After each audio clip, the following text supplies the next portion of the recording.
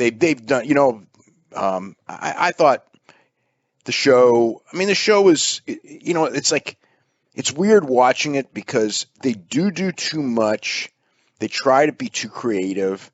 When it's, and you've got like this audience that's just, I don't know. It's got that feel, the TNA feel. So it's real tough. But what they actually did was, for the most part, pretty good. There's too much backstage character stuff. It's an attempt to be too creative, and I think it hurts at times. But the building of the Lashley and Galloway was very, very well done. They did a brawl at the beginning of the show that, it was there. I don't think that it really helped. I don't think it hurt either. It just was kind of there. The vignettes were very good, and they built it up, last week on TV as well. And then the match, they had a match. There was a lumberjack match, so we ensured that there would be a winner. And then the lumberjacks all ended up brawling in the ring, so we had no winner. So that was kind of weird. And then it was like Dive City. It's just like there's all these guys out there, and they would all set up to catch. So I think I didn't mind like the idea that like one or two guys did dives afterwards, like to make it memorable. But it was like there was, I don't know how many, but it just seemed like there was a ton. And there was like even a superplex where outside the ring where they both kind of got caught by everyone on the floor. And when it was over, it was like, okay, who did the dives? I do remember Zima Ion, DJ Z doing a dive. And I remember Eddie Edwards falling off the top rope backwards to the floor and being caught. And I believe either Trevor Lee or Andrew Everett did. I don't even remember which one. I should. But then there was a couple of others. And at the end of the day, I think that tells you right there what the problem is, because if I'm not remembering them, no one else is either. And if they're not, then all these guys did this spectacular stuff that no one remembers. And it's like, if you're going to risk life and limb, at least make it memorable. That somebody will remember it the next day. Literally the next day, I didn't remember. I couldn't, if we'd done a show last night, if I hadn't written it down, and I didn't write it down, I wouldn't have been able to tell you, because when it was over, it's like, okay, so who did what? And I was like, I just saw a bunch of dives. So, whatever. But I like the TV overall.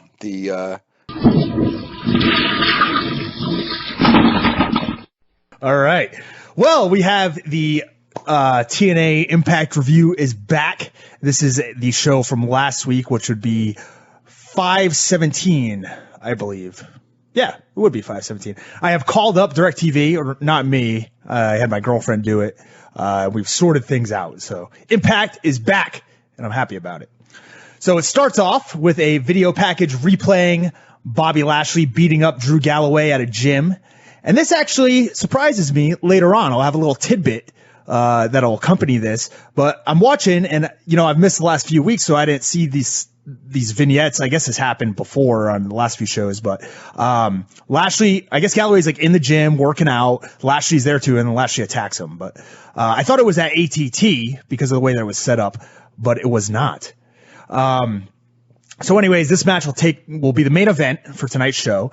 And Josh informs us that indeed it is bigger than Superman versus Batman and also Iron Man versus Captain America. So what a match we have in the main event.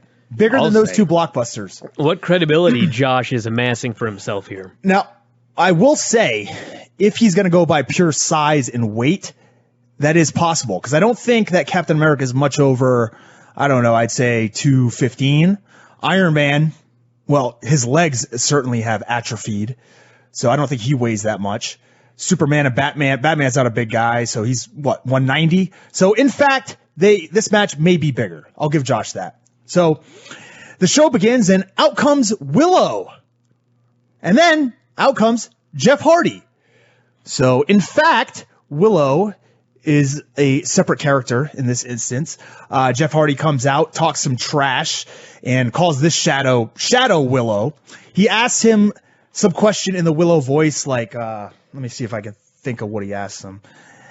Do you ever live your life by the shades of the darkness? Ha ha ha! And then attacked him. So they have a match. Jeff eats a twist of hate and he no-sells it. Immediately, pretty much hits a twist of fate for the 3 count. Another Willow appears after the match is over and chokes Jeff unconscious with his umbrella. And then a third Willow appears. This Willow takes the mask off, and it's Matt Hardy, looking like he had played Edward 40 Hands the night before. And Matt displays the technique he learned at the Lion's Den and applies a rear naked choke to Jeff, and Jeff passes out, and he is left laying in the middle of the ring. So we had 3 Willows. 3 Willows, 1 Jeff. The last Willow turned out to be Matt. Now, I mentioned a game called Edward 40 Hands. Have you ever played that before, Brian? Hell no, come on. I'm a Do you know what it is? Now. Do you know what it is? Something involving beer. Right, yeah. So it's like you're familiar with Edward Scissorhands. Sure, yeah. The movie, right? Yeah. So instead of scissors, you take 40 ounces of beer and you tape them to your hands. And you have to drink both of them before you can do anything else, really. The big determining factor in this being a joke is that you can't take a piss because the 40s are wrapped around your hands. I can't drink one and then piss into the thing. I guess you found a loophole in Edward 40 Hands. That took 2 seconds to think about. Well, shit. All right. Just blew that one. So we'll go to the next. I don't even know if this was the next segment. There's so many in the show.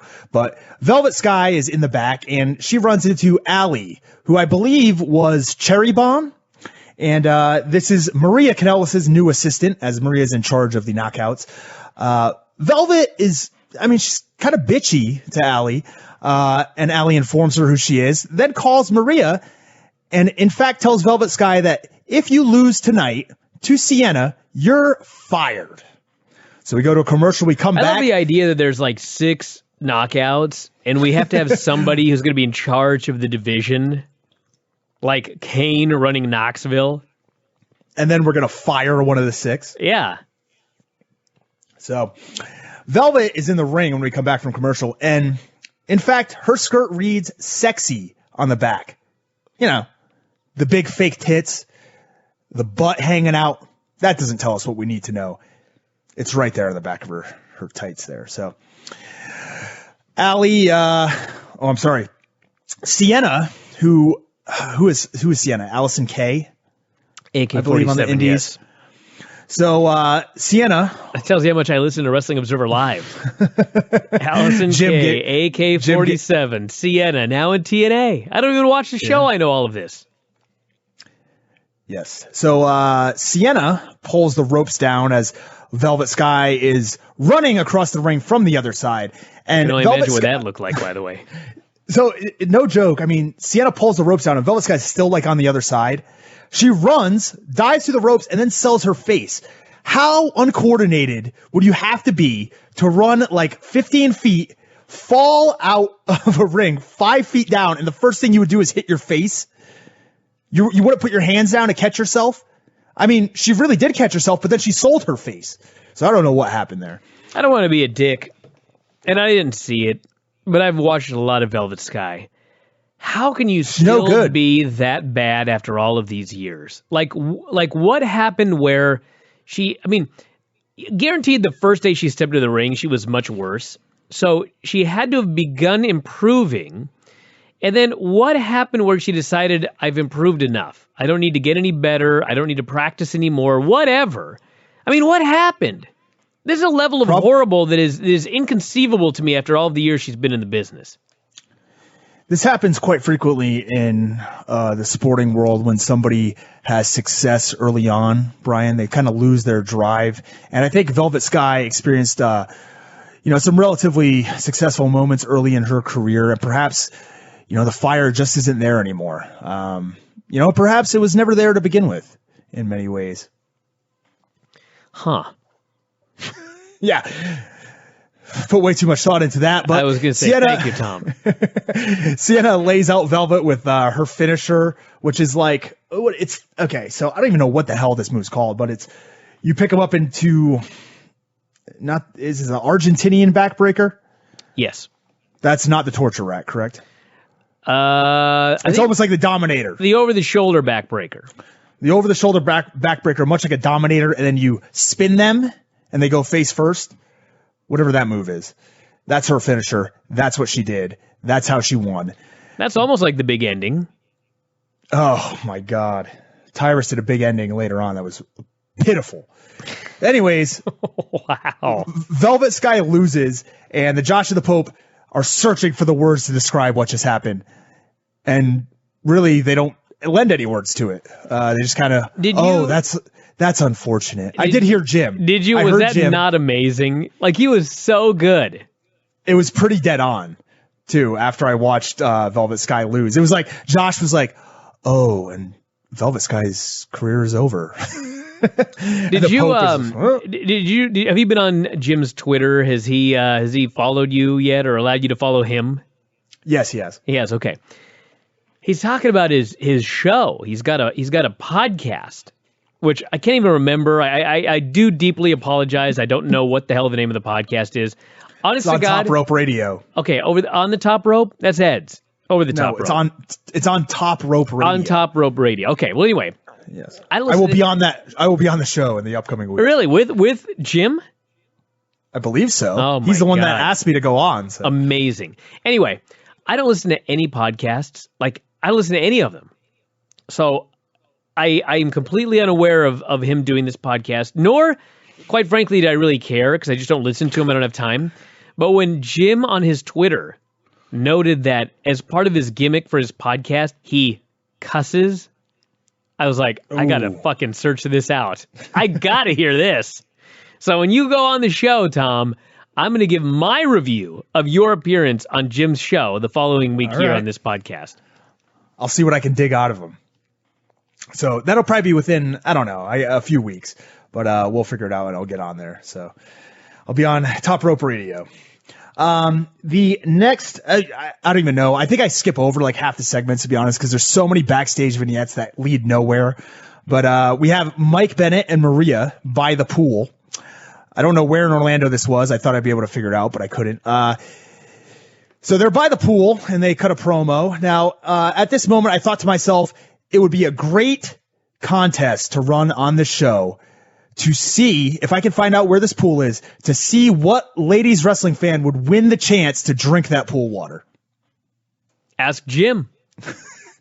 Ask him to just do it? No, ask him what he thinks. Okay. How much you might be able to get on eBay. Yeah. Well, I could just ask Ed how much he'd be willing to pay. Got me there. Yep. So Bennett, the promo ends and we go to a commercial. Bennett and Maria are now in the ring when we come back, and they are continuing the last promo. Bennett says he wants to fight a Hall of Famer tonight. He says Kurt Angle's gone. There's only one person left on the roster who's a Hall of Famer, and that's Earl Hebner. So he calls out Earl Hebner, calls out Stifler, my boy. Brian, do you know I used to train with Stifler? I heard that you used to train with him. Yep. And that you once beat somebody, but I already forgot who it was. No, I'm the 2008 FX Cup champion of the world. Oh, no, you lost R-Truth. Correct, yes. Okay. So he calls out Stifler to ref. Can you imagine if they put him as number 9 in the top 10? Or number 14, number 15, you mean? Oh, God. I'm not cracking that top 10. Are you kidding me? I can't even get them to recognize my birthday on Twitter. They make all these nice damn birthday graphics for people every time it's their birthday. Me, couldn't get one. Man, did you complain? Yep. And what'd they say? Nothing. Cool. Nobody responded. So Earl Hebner's out there. Eventually he does what was like the worst slap or attempted pie face on Bennett. And Stifler decides this is a great time to ring the bell and start this match. So Mike Bennett just punches Hebner, decks him, makes the cover. 1, 2, Hebner kicks out. So then Mike Bennett starts arguing with Stifler. Hebner hits a low blow, and during this, Stifler is openly laughing during this entire segment, like laughing as Hebner hits this pathetic low blow. Hebner then gets in Maria's face, rips his shirt off and throws it in her face, turns around, eats a big boot, gets pinned. 1, 2, 3. As Bennett continues to, berate Hebner and gonna go after him, EC3 makes a save. Bennett bails, but apparently EC3 is going to have a last man standing match right now, and Tyrus comes out and attacks him from behind. So we have an impromptu match. EC3 versus Tyrus, last man standing. Sounds pretty impromptu to me. Pretty standard. Pretty standard EC3 match. EC3 hits a pretty nice big crossbody. Tyrus fights back, hits a cringeworthy neck first back suplex on top of 2 seated chairs. Sets EC3 up on his table, goes for a Vader bomb. EC3 kind of power bombs him through the table. I mean, it was more like Tyrus just slipped off the ropes and fell and almost missed it, really. Tyrus gets up, hits his spike to the throat, and a big ending on the floor. Now, this big ending was so bad that I think Josh was like, oh, he really placed him down on his hip there. That should tell you something. He really placed him down on his hip? It was something, or like he really slammed him down onto his hip, onto his side. I hope slammed and not placed. But, I mean, the simple fact that he was doing a big ending and put him on his side, isn't it supposed to be like a face-first move? I believe Isn't so, that yeah. the point? Yeah. So, I don't know. Can't put EC3 away in this last man standing match. EC3 fights back, lifts Tyrus up, like dead weight lifts him up onto his shoulders, hits a Samoan drop through a guardrail that was placed on the ring, buries him underneath the 8 million pound stairs, and Tyrus cannot move and can't answer the 10 count, and EC3 is your winner. So, now, a Lashley promo airs, and it's at this point that I realize they weren't at ATT when Lashley was working out and Galloway was working out, and then Lashley attacked Galloway. They were at a location of the Jungle MMA in Orlando.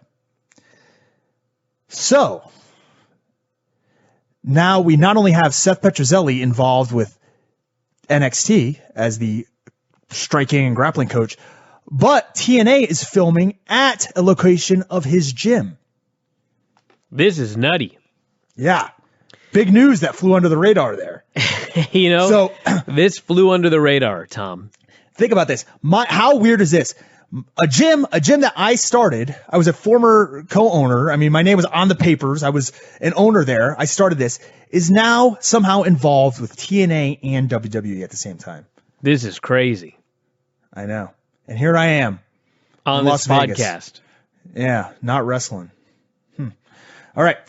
So, anyways, that was a big story coming out of that vignette. Next, we have the Helms Dynasty versus DJZ and Eddie Edwards.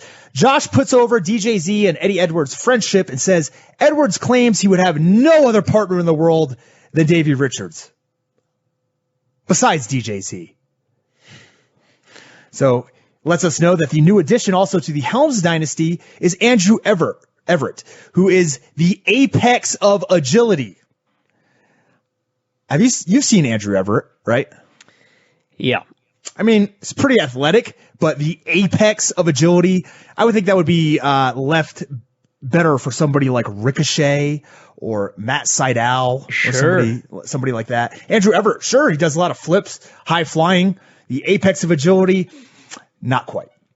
So this was by far, I thought, the best match on the show. The crowd was about into DJZ as they were anyone else on the show, to be honest. DJZ hits a dive through the ropes onto, who would it be, Trevor Lee. Then there's a double team by the heels, leaves DJZ down in the ring. Everett goes for a moonsault off the top. DJZ gets his feet up. Eddie Edwards then dives onto Trevor Lee outside. DJZ hits a leaping DDT onto Andrew Everett and gets the 3 count. So in what I would deem an upset win, here we have DJZ and Eddie Edwards defeating the Helms Dynasty. So that feud destined to live on. We have a Drew Galloway video package of him working out, giving motivational quotes, and running his damnedest by what appeared to be a lake somewhere in Orlando.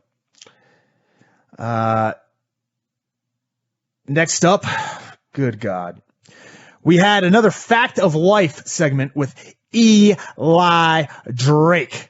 So this is, of course, Eli Drake's talk show, which was revered as one of the worst segments in TNA history, and I will put my stamp. Revered? I will put my stamp on that. Not sure if revered is the right word. Renowned? Hold on. Let me check my diction here. Well, admiration. It was admired for its terribleness. It was admired. I admired it. No, you didn't. Yes, You're lying. Don't try to really cover bad. up for your lack of diction. Brian, there's not... Tom. Yeah. I'm serious. All right. So, anyways, Eli Drake, the best part of this was he gives his own like cheesy promo in a different voice. Like, welcome to the Facts of Life with your man, Eli Drake. So, he still has his dummy, button that he keeps hitting all the time. He's calling out fans in the crowd. Why is it called the Facts of Life? Because it's a fact of life. That's Eli Drake's catchphrase. Oh. It's just a fact of life. Cool. That's how he says it. I missed that, apparently. I apologize to Eli Drake. At one point during the promo, he points at a guy in the crowd. He says, we got this guy over here. Can't even get out of his mom's basement. Dummy, yeah. And I'm thinking, this guy's out of his mom's basement. He's in the impact zone. He might live in his mom's basement, but he's clearly out of it right now. So you are a dummy, Eli. He calls out the King of the Mountain champion, who is Bram, and they get into an argument. Bram claims that Eli Drake was born without testicles. Now, Eli Drake strongly disputes this fact and charges Bram in the ring, but gets beat up anyways and runs away with his tail tucked between his legs. Eli Drake, of course, has a briefcase that gives him a King of the Mountain title match at any time, so he's trying to set up a match with Bram in the future. We have the last segment and last match on the show, the main event, which is Bobby Lashley versus Drew Galloway for the TNA title.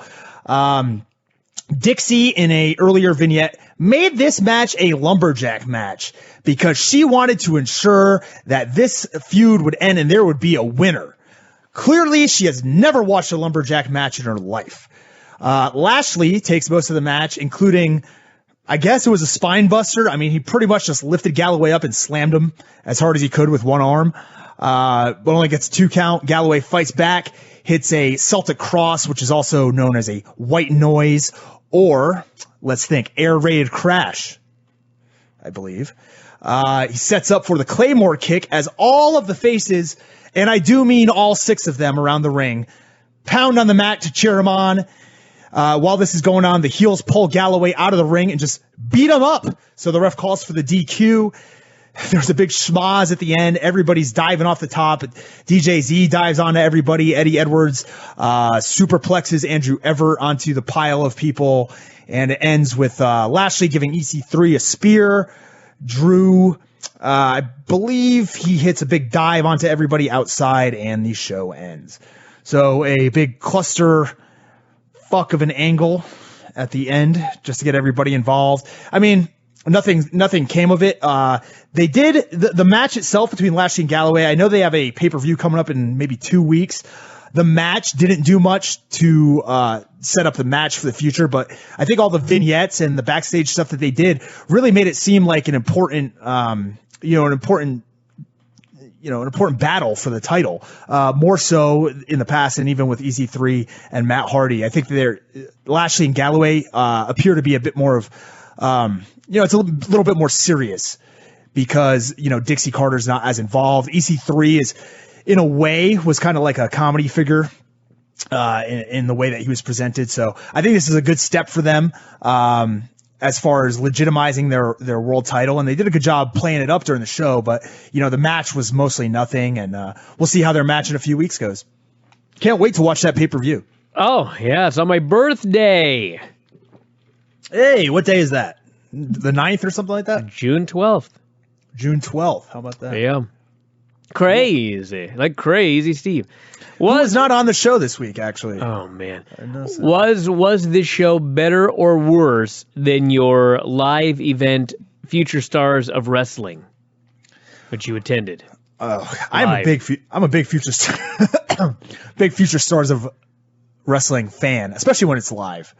I like going live. I like being there live, seeing the people, seeing the live action, seeing the fans, seeing it all, taking it all in. However, I don't get there at the beginning because I don't watch prelims. I'm not one of those guys, right? Impact. Yes. Okay. So we have Impact from last week, which was 5/24/2016. They are setting up the Slammiversary, the upcoming Slammiversary pay-per-view, which is being held on the least most important day of the year. How dare you? How dare you? Was that your weekly test to make sure I'm listening? I've got to keep the burial going. Actually, that was in the Impact report, whoever wrote it. Really? Find out who wrote that so I can track him down. Yeah, let's see. Who was it? Oh, yeah, this Dave Bath. The least important day of the year. Do you know, Filthy, that when I was a young gymnast, like Vader said, attempting to recreate these flipping, high-flying matches... What does this have to do with you? I'm going to tell you. My gymnastics coach was named Dave Bath. No way. I swear to God, maybe it's the same guy. And he writes the Impact report for your website? Who knows if that's his real name, but the tie-ins are making sense now. Go ahead. His Twitter is @BathDave, so let's take a look and see where he's from. Well, I've got no more info for you. Damn. So anyways, okay, let me go back to my notes here. So the show opens with Matt Hardy, who was out in the ring, possibly dressed in his grandmother's drapes. Not really sure. Matt Hardy has a new gimmick since he was injured by Jeff with a swanton bomb off of some scaffolding. And that is that he is psychotic and insane. And he speaks with this strange drawl and an accent that I can't really figure out where it's from. And he also has the same hairdo as a female we'll see later on in the show, Sienna, which is like he has the blonde streak going through his hair, a la, I guess, kind of similar to Rogue from X-Men. So, or Seth Rollins. Yeah, I guess that's more topical. Good point. He keeps referring to Jeff during the entire show and segment as Brother Nero. This gimmick, Brian, you have not caught this gimmick, I don't think, but it sucks. And it's bizarre. I don't know where it's going. He claims that he has evolved since being defeated by Jeff. Throughout the show, there's various vignettes. Big surprise. There's only 30 segments, but there's probably 3 or 4 vignettes with Rebby talking to him in the back, and she is just trying to basically convince him, you're out of your mind. And she's trying to convince Spud and Tyrus to do her bidding. And she's saying, look, don't do this for Matt. Do it for me. My home life sucks because of this guy. He won't even hold the baby. So, yeah, this is a very strange gimmick, to say the least. So he is in the ring. Spud and Tyrus come out and interfere in his interview. And basically they're saying they don't know what's happening to Matt. They don't know what's going on, but they want Matt back. Matt informs them that they will have a handicap ladder match against Jeff later on tonight. And if Jeff defeats them, he will get a match with Matt at Slammiversary. So while all this is going on, EC3's music hits, and he comes out to take on Matt for a match. They have a back and forth match, some brawling on the outside until Mike Bennett comes down to ringside. Obviously, Mike Bennett's been in a feud with EC3 for the better half of 2 or 3 months. So EC3 hits a flapjack. Matt goes for a twist of fate, but EC3 locks in the $1 Million Dream. That draws Mike Bennett out from the ramp, and he attacks EC3 from behind, beats him down, and the two leave him laying. So one thing that became quite apparent as I was watching this is this match opens the show, but I've seen this match 6 times since Impact went to pop. So it seems as if their roster is a little bit thin when I really sit down and think about it, because it is the same guys every single week on the show, and a lot of times they're just facing each other. So, I guess it's good to see some new blood being hired in a way, although I don't know where Impact's going. So what you're saying is we're probably not on our way to a TNA Impact brand split. Anything's possible. I mean, what, are they going to split to NXT? Is that what you mean? That's possible, right? We'll have Impact on Tuesday, and then I guess it's early time. Yeah. So anyways, according to Mike Bennett, the whole storyline is that EC3 had to jump through a bunch of hoops in order to get another match with him at the pay-per-view. But here, EC3 was supposed to beat Matt Hardy by pinfall or submission in order to get the match. But because Bennett attacked him from behind, he won by DQ. So no match for EC3 at the pay-per-view, although I have a feeling next week they'll probably set it up for the following Sunday. We have Allie, who is also known as, or was known as Cherry Bomb, a.k.a. my new favorite, Knockout. And she is out to introduce Maria Kanellis Bennett. And at this moment, I will switch devices because I have, technology is a great thing, Brian. Here in 2016, I have multiple devices that harvest multiple notes. So cool. I'm moving to the phone. Why is Cherry Bomb all of a sudden your favorite wrestler? I said new favorite, Knockout, which is only like 4 of them. I see. So this only includes the women in TNA. Yeah, so I think it's Gail Kim, Sienna, Maria, Rebel, Cherry Bomb. Rebel? Yeah. She's not a rebel. It's a rebel. We might be able to count Velvet Sky because she did appear on this show. So, I don't know. Anyways, let's see. Gail Kim and Maria, Cherry Bomb, and Gail Kim have a segment. Maria is refusing to face Gail Kim. Gail Kim desperately wants a match versus Maria, but Maria is refusing. Gail Kim is trying to drum up some sympathy from the crowd for the aforementioned recently departed Velvet Sky. The crowd is not really having it so much, but Maria says, you know what? I've got a good idea. You want to stick up for Velvet Sky? I'll give you the same offer that I gave Velvet Sky last week. And that is if you can defeat Sienna in a match tonight, you can keep your job. So Sienna, of course, comes out and attacks Gail from behind and beats her down to set the stage for later on in the show. Next, we have, according to my notes, this may actually be next. I may have skipped something in the back, but Al Snow is out in the ring. Okay, we get a recap of the Al Snow Grado feud that has been going on for a while. Al Snow comes out first, and he says he is the Clown Prince, I believe, of hardcore. It's an interesting title. And asks the fans if they want tables. They say yes. You want chairs? They say yes. He says, you're not getting any of them. I've got my weapons right here. He points to his fists. So as Grado's music hits, Al Snow just kind of dips out and hides behind the entrance. So Grado walks out. Al Snow attacks him, starts beating him down. At one point, Al tries to use some powder, but Grado is able to hit it into his face. This draws out Mahabali Shera, of course, to help out Grado. Grado beats down Al Snow with a trash can.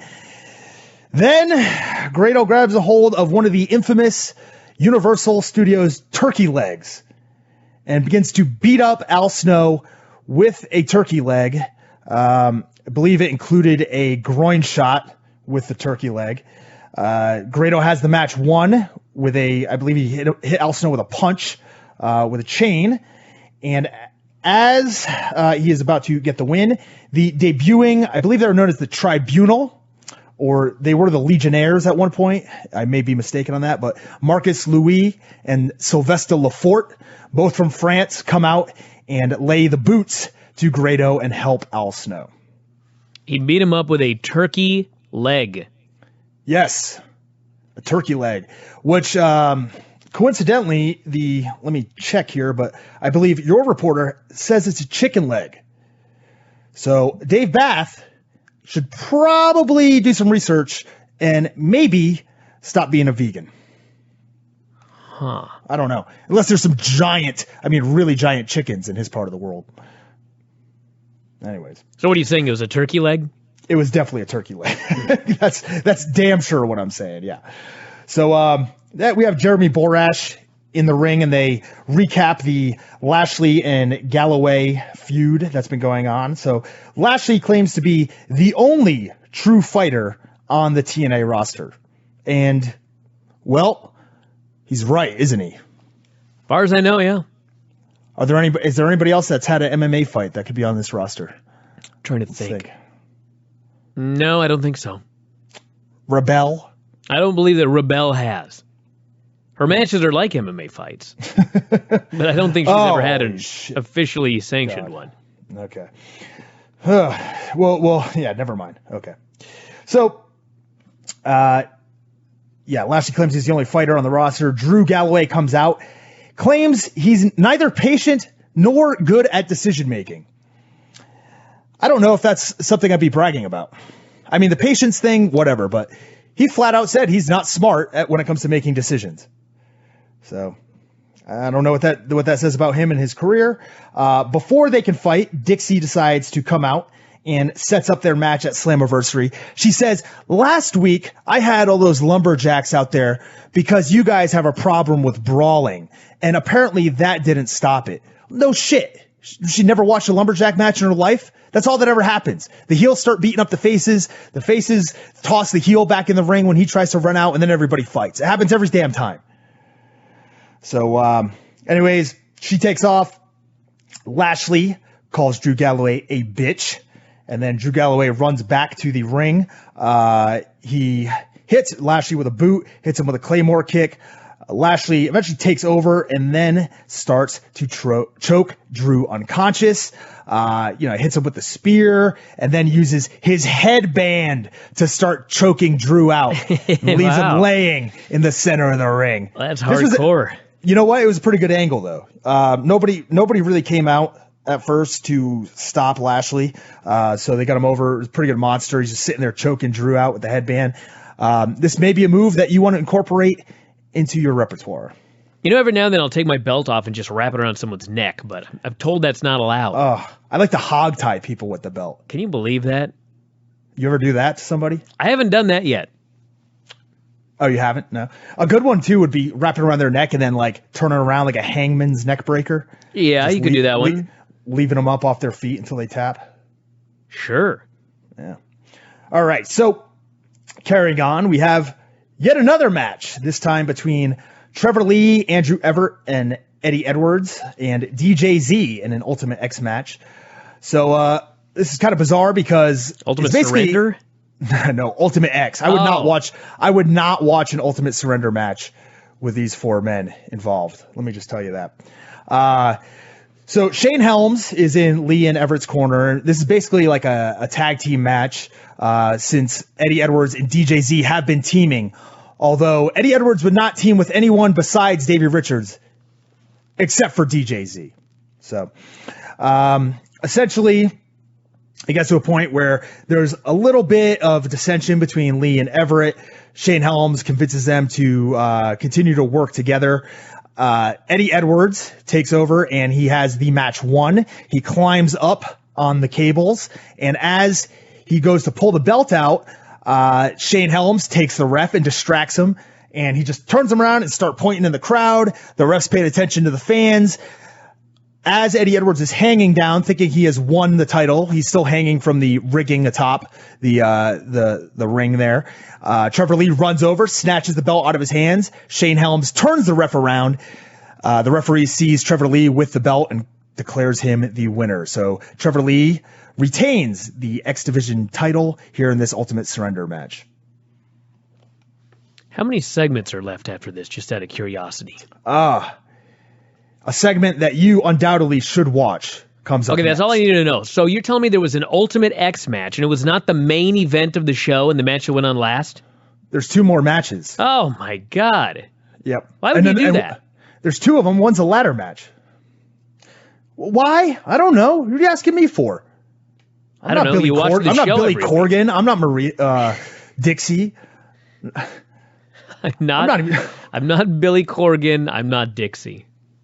Yeah, what do you want me to tell you? That is a checkmate in that argument. Go ahead. Okay, so this one. in the back, we have Maria, and she's talking to Sienna, and she's getting her ready. And Maria says, Sienna, you're going to take out Gail Kim. Sienna says she's going to rip Gail Kim's heart out. And then Maria tells her, you're going to win because you're bigger, you're stronger, and you're faster. And I thought to myself, there is no way in hell, not even Jim in Virginia or Ed in San Antonio can convince themselves that Sienna is faster than Gail Kim. No way possible. Josh also informs us. Let's not bring Jim in Virginia into this because he is a very wise man, Tom. He's not just blindly loving his women's wrestling. No, you're correct. Which proves, there's no way that he would possibly be able to convince himself that Sienna is faster than Gail Kim. Of course not. He's an educated man. That tomorrow. He's an educated man. He doesn't listen to the show. Anyways, Josh informs us that tonight, Gail Kim is fighting for her life. And I thought, isn't that what Vader was talking about? Every match is a fight for your life, right? You should be trying to win. You should be trying to disembowel the other person every time you step in that ring. See, Tom, I disagree. That was a line that killed Josh's credibility for the 9,000th time. No one's going to go to kill somebody in a goddamn wrestling match. You know what I mean? You don't go in there trying to kill Corey Anderson. You go in there to beat the man. Don't even tell me you went in there determined to kill him. No, I went in there to put him over. What are you talking about? I got the booking sheet in the back. Well, he did not go in there intending to kill you, Tom. It is a sporting competition. I looked at the finish. I saw what was going on. I walked out there, did my job, did the job, and went to the back. So, okay. Fuck. So next we have Sienna versus Gail Kim. Did you argue the finish in that Corey Anderson match? Did you say, listen, I'll put the kid over, but it ain't going to be a KO. It'll be a fuck finish decision, or I ain't putting him over. I wanted a distraction finish. They wouldn't go for it? No. Nah. I wanted to actually distract myself, so I walk out looking like a total geek. Sure, yeah. All right. So next up we have Sienna versus Gail Kim, with Gail Kim's job on the line. I hate to interrupt again, but that Michael Bisping Anderson Silva fight, Michael Bisping did distract himself. That is correct. And Anderson Silva tried to kill him. Yeah, he did. He took advantage of his own idiot distraction. Yeah. So there you go. I just refuted your argument there. You did. And I helped. I think he definitely tried to kill him. Thank you. It's nice to see when somebody can admit that they're wrong. So Gail Kim takes over on Sienna right from the start. Eventually, Gail Kim climbs up to the top after a reverse DDT as if she has the match won. Maria runs over, yanks her off the top. Gail takes a fall to the outside. Maria then throws Gail back into the ring. Sienna lifts her up and I got the technical term for her finisher this time. It is according to the internet, it said it was the Yokosuka cutter. The Yakuza cutter. No, Yokosuka. Yokosuka cutter. Yes. Huh. It's the same move that Braun Strowman uses. And now the original clip that I had seen as I was looking up what move this was said the Yokozuna cutter. And I thought there's no way in hell this is the Yokozuna cutter. So upon further review, it is the Yokosuka cutter. And I believe I've actually been to Yokosuka. Cool. Now that I think about it. Didn't see this move being done. Anyways, she goes for the cutter, the Yokosuka cutter. Gail Kim does the best version of this spot I've ever seen. She gets lifted up into the power bomb or up onto the shoulder. She immediately rolls into a sunset flip and gets the pin. 1, 2, 3, keeps her job, gets the upset win, and the heels put the boots to her after the match. So Maria beat her down, slapped her around, went nuts. Backstage, Spud. God. Spud is worried about their match that's next. And this is where I realize Tyrus is the best character on Impact. And it's bar none. It's not even close. More so than even young Maxwell? Okay. I win this time. Yeah, I know. I want to say it's Maxwell, but Tyrus's character really is like multi-layered, and they do a very good job of, he's a heel, but he's totally looking out for himself and just using the other heels to try to further his cause. So Rebby comes up, and this is where Rebby says to Spud and Tyrus, like, look, I need you guys to do this for me. He won't even hold Maxwell. And then Tyrus starts saying, what about a prize? What about more money? And Spud says, no, listen, having Matt back to normal is prize enough for us. And Tyrus just closes his eyes and looks into his hands softly as Spud's going on about this. So I don't know. I just think they're doing such an awesome job with Tyrus. If you watch him week after week, you could see, it's clear that he's waiting for his time to cash in his briefcase to get that title. And he's kind of just using Matt Hardy, using EC3, using whoever he can to get as close to that belt as possible before he cashes in. So I'm waiting for the day. I think it's pretty cool. So you're waiting for the day where Tyrus is the heavyweight champion of the world. I'm waiting for him to cash it in. But you don't think he's going to win it? He may. Hey, I'm not Dixie. I'm not Billy Corgan. True. Yeah. You got to quit going back to that one. I'm going to start saying that to the UFC. Cheating. Yeah. Whatever. So the next segment. Oh my God. It's the second to last segment, so don't feel too bad. This one you need to see because this is the debut of actually somebody who I could maybe refer to as a fighter on this roster, and that is Raquel, the former member of WWE Tough Enough. That's right. From last season, who was in what some would deem a fist fight not too long ago. So the entire show, we've had Robbie E talking to Jesse Goddard's on the phone saying, look, we've got a guru who's going to help us take us to the next level. We're going to win these tag team title belts. So during this segment, we have Robbie E and Jesse are in a location of the Jungle Mixed Martial Arts in Orlando, the V-Flex / the Jungle, and they're waiting for the guru. Well, who does the guru end up being but Raquel? She walks up and does some of the most pitiful acting I have ever heard in my entire life. She, God damn, she was bad.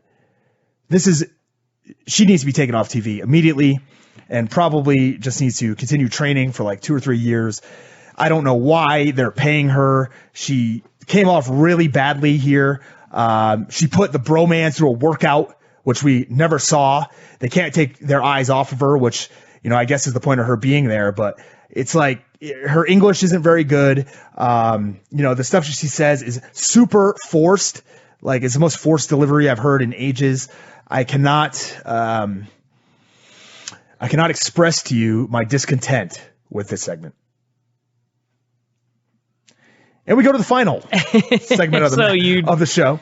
I was going to wait and see if you were going to express your discontent beyond what you did. I can't. It's really bad. She's really bad. She shouldn't be on TV. Well, she was part of WWE and she's hot. Therefore, she's got a prominent position here on this TNA Impact show. When she shows up, I think it was Jesse Goddard says "Oh, I've seen you before." And she goes, "Yeah, I've been around."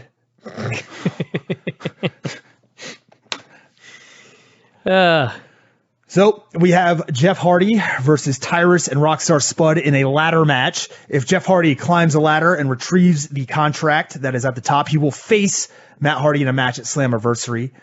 And here he's facing Tyrus and Spud. So,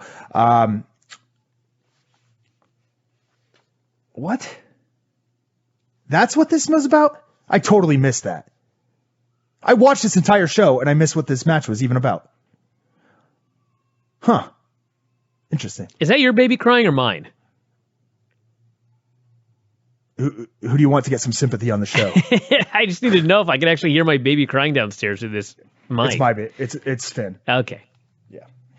So apparently the stipulation, which I missed, was that if Jeff wins this match, Spud and Tyrus can't associate with Matt anymore.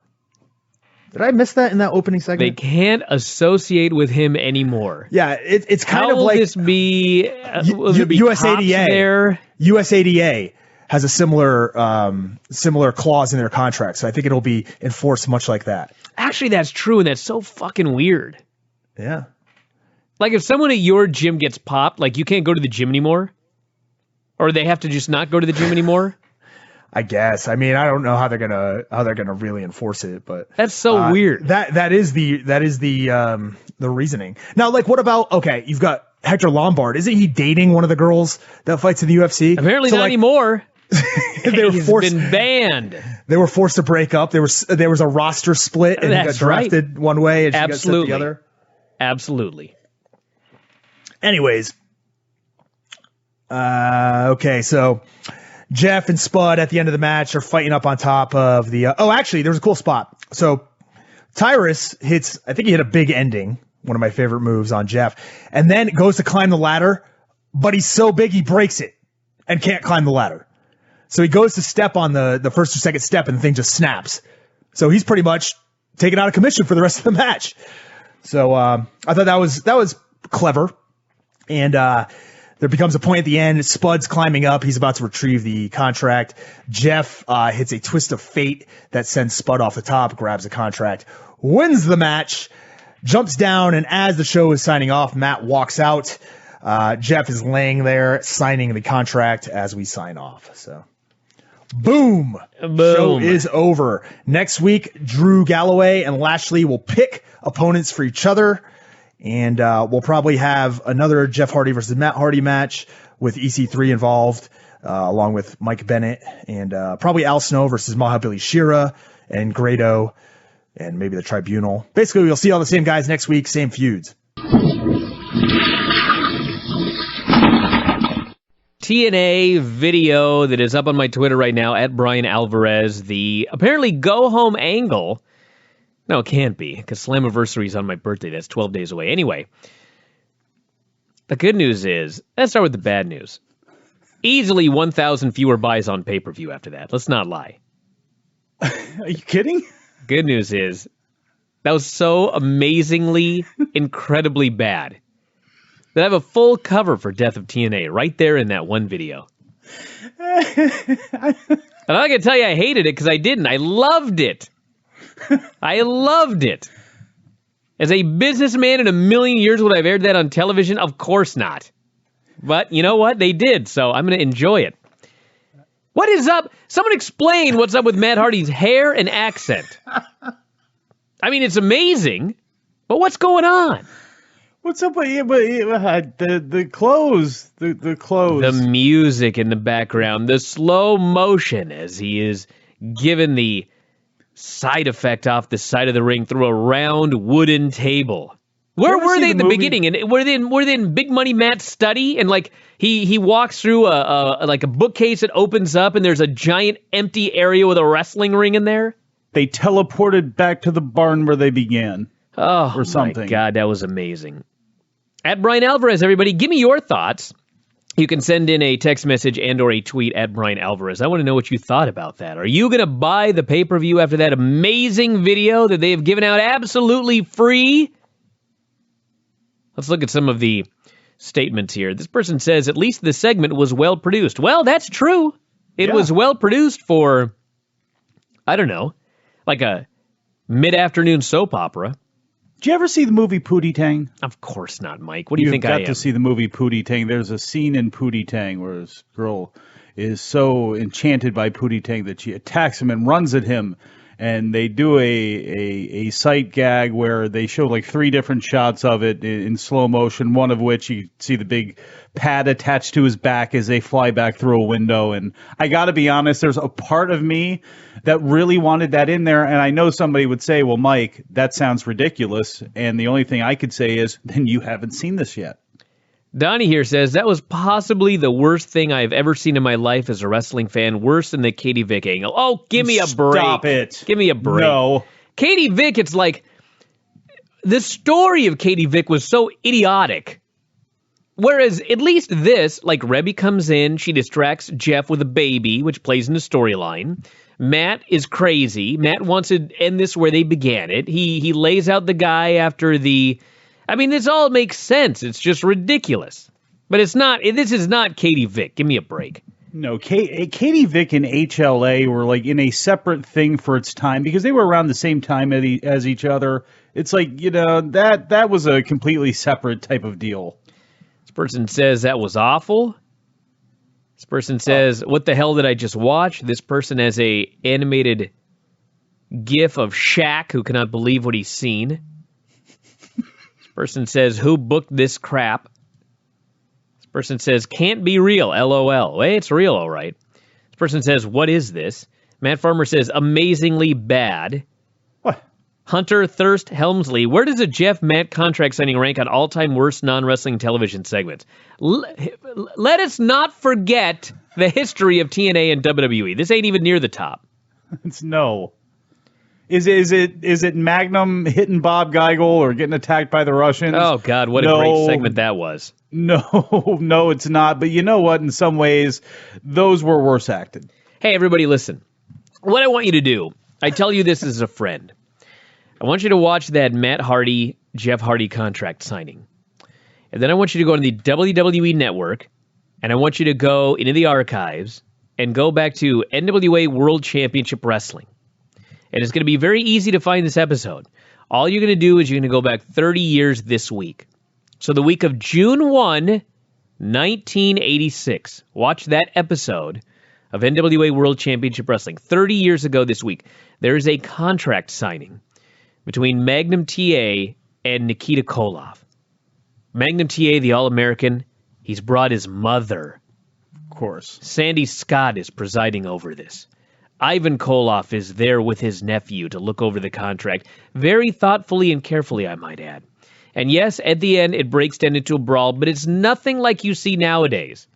And it damn sure is nothing like we just saw at Brian Alvarez, that TNA video that I've tweeted out. But it is so unbelievably great. It is so completely different. And I think everyone needs to watch that, and let me know what you think about that one as well. I remember playing baseball in the court that we had in our neighborhood where, the big hitters could hit the house that was actually at the end of the court, and then we'd all run inside and make the smallest kid run out there and actually go get the ball back. What a bully. Being yelled at. Well, that's just how the hierarchy of the neighborhood went. But the reason I can remember what I did afterwards was because we were actually talking about it after it happened, which that's how vibrant that one was in my mind, and how big of a Magnum TA fan I was too. Wild Talk Radio says, according to Matt Hardy in his YouTube channel, the character is supposed to capture, quote, the casual fan. Oh, yeah? Huh. Brother Nero. I'm going to have my wife watch that. I'll see what she has to say about it. It says, Andy here says, so are we supposed to pretend the baby was real, or is the reveal that Matt's baby wasn't real? No, it was a decoy. That's what distracted Jeff.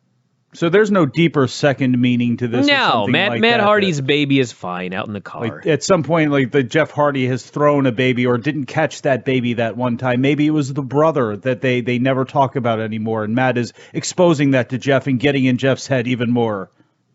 This person here. Am I thinking too much about this? Yeah, you are. Okay. This fella here says that according, this was straight out of WCW 2000. No. You must watch WCW 2000. And then you will fully understand that still, even after this, nothing compares.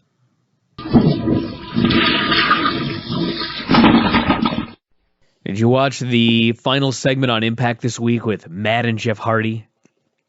Yeah, I did. What'd you think of that? I really didn't know what to think. Matt Hardy's like... he's amazing, let's be honest. He's trying to do it. He's trying to do a new character. It's a weirdo thing. I don't know if it's going to work or not. I mean, he's trying to reinvent himself. I mean, I give him credit for trying. I think it's he certainly thought it out because it's a very different character, and it was different. Part of it is, it was in TNA, so what does it matter type thing. But that's, again, you shouldn't try to tank it, but it didn't wow me. I just thought, no, this is different. I didn't like. It's like, now, do I want to see them in a Full Metal Mayhem match? No, I really don't. No, as far as selling Slammiversary, I mean, as far as like buy. Yeah, so as far as like the goal, the ultimate goal, I can't say, oh, this was great, because the ultimate goal, no, it didn't get me to feel that way. Whereas, let's say the AJ Styles John Cena thing, that did. That got me to feel something. So that I believe worked. The Seth Rollins thing got me to, feel something. Of course, they're not doing it, but that's a different issue. Matt Hardy and Jeff Hardy thing, it was just one of these things where it's like a wacky segment on a wrestling show. Grand artistic achievement. Yeah, it's a wacky segment on a wrestling show, and that's what it was. And I got nothing against it. But it didn't stick with me other than, wow, he's, he was starting the character already. I'd seen it before, but it's like he's, it's interesting to watch. It was all right, but I don't know.